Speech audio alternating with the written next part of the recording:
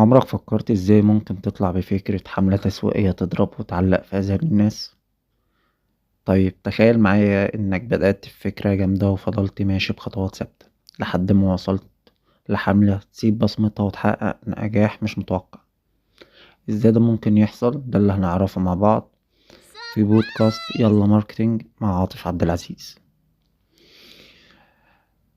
فأول خطوة يا صديقي اعرف جمهورك كويس قبل ما تبدأ في أي حملة. أهم حاجة تعرف مين بيتكلم، الجمهور بتاعك مين، ايه اهتماماتهم واعمارهم وحياتهم اليومية. افهم ايه اللي بيحبوه وايه اللي ممكن يجذبهم او يجذب انتباههم. معلوماتك دي هي الاساس اللي هتبني عليه كل حاجة بعد كده. تاني حاجة يا صديقي حدد هدفك بوضوح. مش هتقدر توصل من غير ما تعرف انت رايح فين. لازم تحدد ايه اللي عايز تحققه من الحملة دي. هل هدفك زيادة المبيعات ولا نشر الوعي بعلامتك التجارية؟ لما تبقى محدد هدفك هتقدر تقيس نجاحك في الآخر بسهولة. تالت حاجة يا صديقي فكرة مبدعة، يعني تسرق الأنظار هنا. بقى لازم تطلع الإبداع اللي جواك. الفكرة هي اللي هتفرق بين حملة عادية وحملة الناس هتتكلم عنها.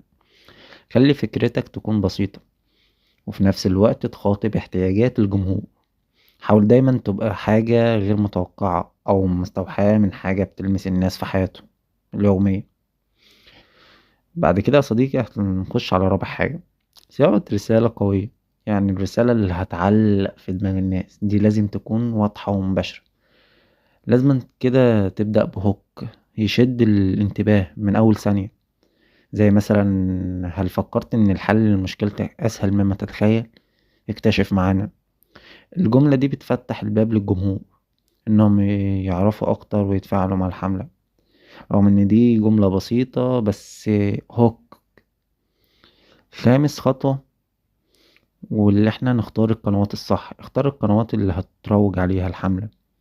بيختلف حسب جمهورك. لو جمهورك شباب ممكن تكون السوشيال ميديا هي المكان المناسب.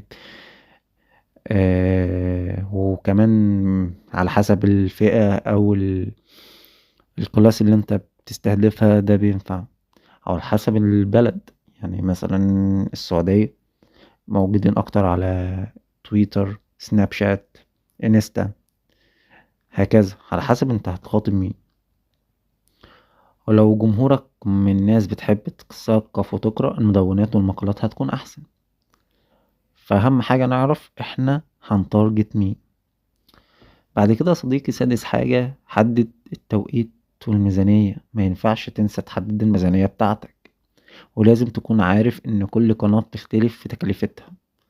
كمان لازم تخطط للتوقيت، يعني هل الحملة دي مناسبة لوقت معين في السنة ولا لأ. مهم جدا ان انت تعرف كل المسابقات بتاعتك في السنة، وعلى حسب الحملة دي هتفيدك في ايه. كل وقت مناسب وكل سيزون وكل هدف حملة ليه وقته. بعد كده يا صديقي سابع حاجة الإطلاق. يعني انك تطلق الحملة التسويقية بتاعتك ومتابعة التفاعل. خلاص جهزت كل حاجة، يبقى وقت إطلاق الحملة. خلي عينك على التفاعل أول بأول ورد على التعليقات والرسائل عشان تضمن إن الناس حاسين جزء من الحملة. مهم جدا التفاعل الإنساني، بلاش تحط اسطمبة رد على الرسايل. أهم حاجة إن أنت تتفاعل، يكون في تفاعل بشري، تفاعل إنساني. ده بيعزز الثقة ما بين العميل وما بين البراند. آخر خطوة أو آخر حاجة يا صديقي، قيم وحلل النتائج. بعد ما الحملة تخلص لازم تقعد مع فريقك وتبدأوا تشوفوا ايه اللي اشتغل وايه اللي محتاج تحسين. الأرقام هتقولك كل حاجة بوضوح، واستفيد منها في الحملات اللي جاية.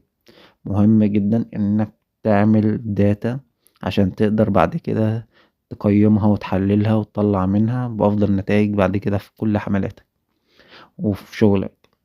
في الختام يا صديقي عايز أقولك إن الحملة التسويقية الناجحة بتبدأ بفكر وتخطيط محكم، وبتنتهي بتحليل وتعلم. ركز على تقديم قيمة حقيقية لجمهورك، وهتلاقي النجاح بيجيلك أسرع مما تتوقع. ففي في النهاية حابب أشكركم على حسن استماعكم في بودكاست يلا ماركتينج مع عاطف عبد العزيز. ما تنساش تتفاعل معنا، تفاعلك هيفيدنا.